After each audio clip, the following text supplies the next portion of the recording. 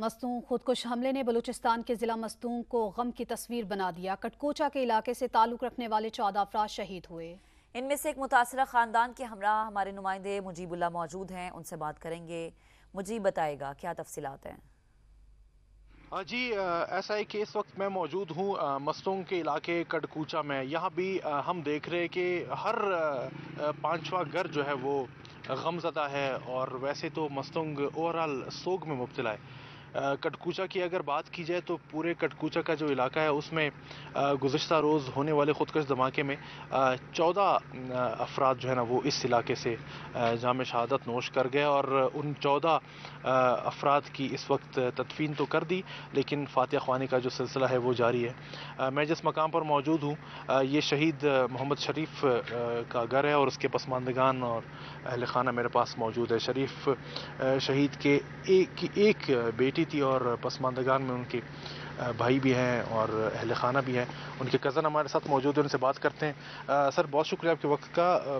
کتنی دکھ بھری داستان ہے، اور شریف گھر کا جیسے آپ نے کہا کہ واحد کفیل تھا، اب ان کے گھر کا کیا ہوگا؟ کون سنبھالے گا ان کے بچوں کو، ان کے بہن بھائیوں کو، ان کی والدہ کو، اس کے گھر کو؟ سر ابھی تو بس معاملات نہیں ہو گئے شروع سے، بس ابھی اللہ ہے۔ ابھی تو سمجھو سارے گھر تباہ ہو گئے، صرف ایک ہی نہیں، سارے تقریباً سارے کزن وغیرہ سارے ایک ساتھ تھے۔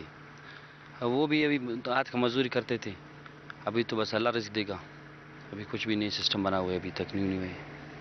غربت کی داستان ہے، اور اگر میں غربت کی ایک مثال آپ لوگوں کو دوں، چھوٹا سا گھر اور چھوٹا سا آشیانہ اور فاتحہ خوانی جو ہے نا وہ کھلے آسمان تلے ایک درخت کے سائے میں جاری ہے۔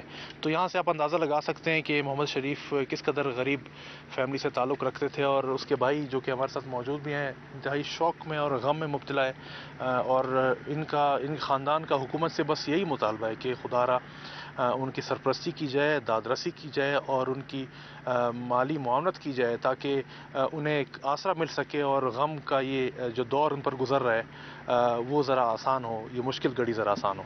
جی گزشتہ روز مستونگ میں ہونے والے خودکش بم دھماکے میں ایک ہی خاندان کے 4 نوجوان شہید ہو گئے، جو غربت کی لکیر سے نیچے ایک جھونپڑی میں زندگی بسر کرنے والے بوڑھے ماں باپ کا سہارا تھے۔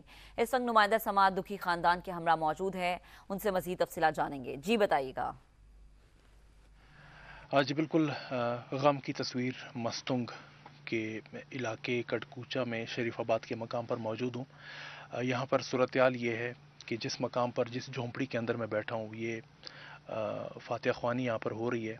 یہاں پر اس جگہ سے اور اس مکانات سے 4 جو نوجوان ہیں وہ اس جہان فانی سے رخصت ہو چکے ہیں کل کے افسوسناک واقعے میں، اور اب بھی جو فاتحہ خوانی کا جو سلسلہ ہے وہ جاری ہے۔ جتنے بھی چہرے ہم دیکھ رہے ہیں اس فاتحہ خوانی کے اندر، ان کے رشتہ دار اور دوست احباب اور جو فاتح کے لیے آ بھی رہے ہیں، تمام تر غم کی تصویر بنے ہوئے ہیں۔ 4 جو نوجوان تھے، سعد اللہ اور اس کا ایک سگا بھائی عبد الباری، اس کے علاوہ ان کے چچا زاد بھائی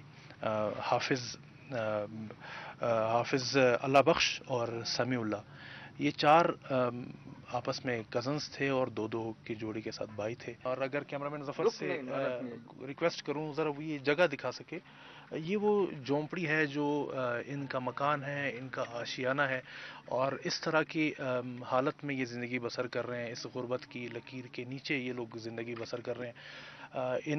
اس دکھی خاندان کا حکومت سے مطالبہ ہے کہ خدا را اب تو بچھڑنے والے ان کو چھوڑ کر چلے گئے، لیکن ان کی دادرسی کی جائے، ان کا ہاتھ تھاما جائے، ان کی سرپرستی کی جائے، چونکہ کفالت بھی وہی نوجوان کرتے تھے، محنت مزدوری علاقے میں کرتے تھے، یہ بوڑھے ماں باپ ان کا یہ وہ ان کا آسرا تھے، اور ان کا آسرا اب چھن چکا۔